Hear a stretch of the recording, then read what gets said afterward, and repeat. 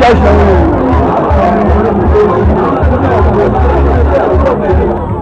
sont des milliers les plus défavorisés qui comprennent mieux les problèmes de ce pays, qui veulent avoir une bonne gouvernance, qui tiennent à l'alternance, contrairement aux débats politiques qui se font sans tenir compte des réalités. Vous avez vu comment on a parcouru, on a sauté, on a failli même emprunter les pirogues.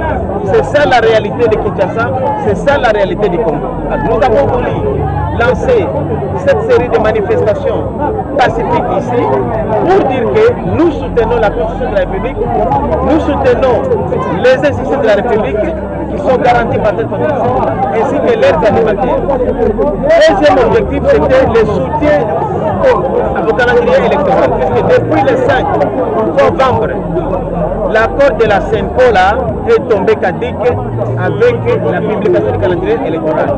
Aujourd'hui, nous tous, nous devons faire le monitoring pour que ce calendrier électoral, les alliés ont lancé la série à la marche Otolobaki et Zobanda le 18 jusqu'au 2 janvier. Je crois avec une pause le 1er janvier. Donc accompagner Bissou Sika Tokei. Donc constater depuis un certain temps que les partis politiques mingi, les églises, les SPL, les alliés qui se maquillent na bilamba ya démocrate alors que baso kotia mobulu na mboka. Balingi ba insurrection batomboka basopa makila ba congolais.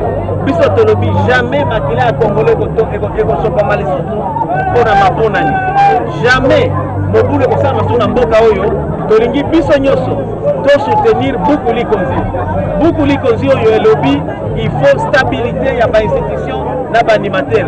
Mais to comme loba wato mutu azoloba yo animateur tele boyo président de la République longwa mutu tele afanda wana na sur base ya disposition nini yango topesi bango message tokeba population bomoni ndenge totamboli awa toye na ba t-shirt toye na mbongo te ezali bana oyo ya funa nde bayambi biso anguma bomoni yango na to choisissaki millions oyo milliers les plus défavorisés pour na koloba ke bango nde baza na besoin ya maponani puisque ba dirigeant otokopona na sika bakozwa confiance ya bato bozomona wa balingi koto pe makala courant ezala balabala ezala malamu mai ezala bali ya 3 fois par jour pour tous.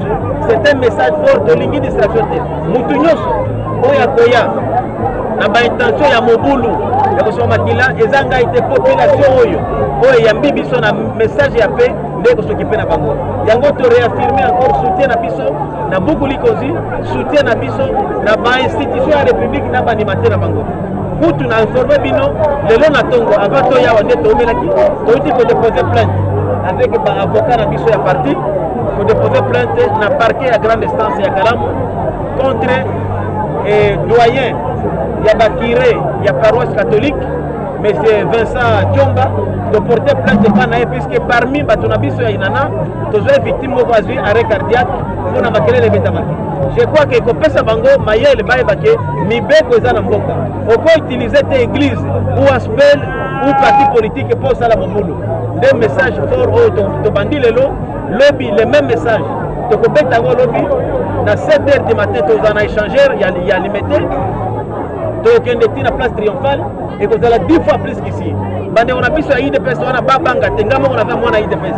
Na uti kuna, banda kutoa rebelle, bakoya toko marché na bango po bazape d'accord na kosunga constitution. Ce qui y a ba chef na bango baliaka mosola bamindele, bango ba justifier mais IDPS azo soutenir constitution mboka, azana respect ya mibeko ya mboka, azo soutenir pe calendrier électoral. Des messages auto yaki kolimbola na bana ya makala na bana ya bumbu. Et de continuer na 24 communes nyoso to banda ko beta au fur et à mesure pour tous les sabandouars au bazo que saké terrain ba journée ville monte ya marche za bango bazana monopole à konaté biso pe to que des maisons biloko yo to misana pesa puisque biso to zali ba sali ya population to ko di matin mutu sur la distraction parce que les lots ou jamais il faut to que de ma ponani vous sa question sur la président cofondateur ya parti wana naza ancien secrétaire général adjoint chargé des questions politiques administrative et judiciaire à IDPS pendant que Tshisekedi est collaborateur dans secrétaire national à l'organisation.